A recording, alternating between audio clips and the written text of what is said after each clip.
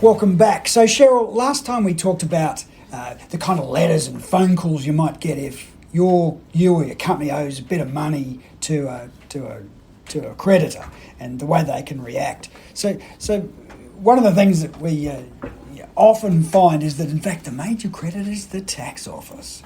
Talk us through that, Cheryl. So I guess if you owe tax debt, then there's a number of ways the tax department can contact you. These days, they'll often send you a text and say, you haven't lodged your BAS, or your BAS is due, or your BAS is overdue. They'll ring you.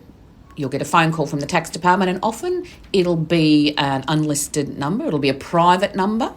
And they might leave you a message, and they might say, can you please ring the tax department? And that's really tough because you get those recorded ones that sit there and say there's police outside your door and that sort of thing. So if you're already owing a bit of money to various people, you might be not exactly all that attentive to answering the phone. But that sounds like one you don't want to miss. Well, it's not. It is one that you don't want to miss. It's probably in your best interest to ring the tax department and see if you can make some sort of arrangement with you. But I guess maybe my suggestion is that you perhaps don't necessarily ring back the number that's quoted. Maybe you go onto the ATO website and actually find out their number and ring that number and use the reference that they've given you, just to be sure that it's not a scam, just to make sure that you are actually talking to somebody from the tax department. I think the other thing to be wary of too with phone calls from the tax department is that the tax department will never ask for a credit card payment or a gift card payment. They'll always send you a letter. They'll always send you something official. So if anybody's asking you for payment over the phone, you can be sure that it is not the tax department.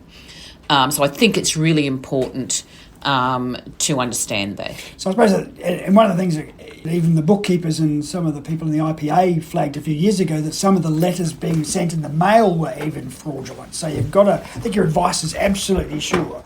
You probably know that you owe the tax office, and you probably know that you haven't put your BAS in. So if you get a letter from the tax office or an email or a phone call from the tax office, that's great advice to just go to the ATO and phone that way rather than follow some link to some email or that sort of stuff. That's great advice. So you've got a situation now. So, okay, the tax office are chasing you. They want their money. If you do call them and engage, you're talking about doing something like a payment plan or something like that.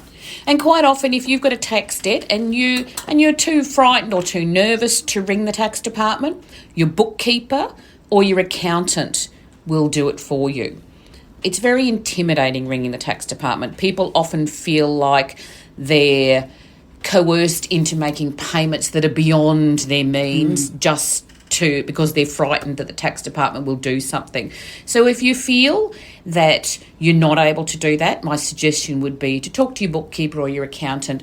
They deal with these people on a regular basis, and they will make sure that a payment arrangement is entered into that you can afford. And a quick ad here, of course, obviously members of the solvers.com.au and such as yourself are experienced in that sort of thing and engaging with the tax office. Absolutely. Right, yeah. But James, let's talk about what happens if you ignore those letters, because the next step is probably a letter from the tax department saying we're going to commence legal action. So they've given you fair warning. They've tried to call you. Now they're saying, okay, we haven't done it yet, but it's coming. And this might also say we could garnish your bank accounts. Right. And you need to take that very seriously. What's that mean? The tax department has the ability to take money out of the bank account of the entity that owes the tax debt. And to be honest, James, I think that this is a topic in itself. Right, just how to deal with garnish. Yeah. Yeah, right. Okay, and so you could say that the ground is starting to shake. So the herd of elephants is starting to come towards you. So you've had the phone calls. They've told you it's coming, so now it's coming. Okay, so, and what we try, like always, you try and keep positive. Let's talk about what to expect next as you try and navigate that kind of stuff next episode. So I've been James. Thanks, Cheryl. Speak to you next time. A reminder that these podcasts are general in nature and do not constitute advice. and they don't take into account your personal circumstances. So if you think, though, that some of the issues raised might apply to you, you should seek qualified financial, legal or counselling advice.